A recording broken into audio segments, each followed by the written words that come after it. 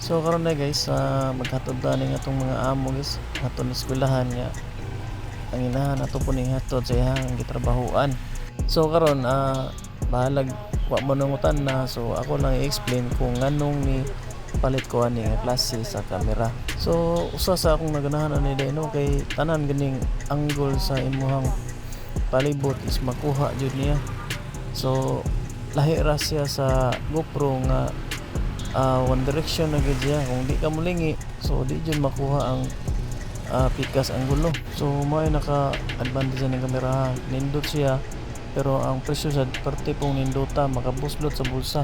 So tanawa na ninyo guys kung giunsan ako na pag-edit diha, paglubag-lubag. So naara na siya app sa Insta, adto ra nimo na editon, adto ra nimo na i-drag diha asang gas gusto nimo nga anggulo.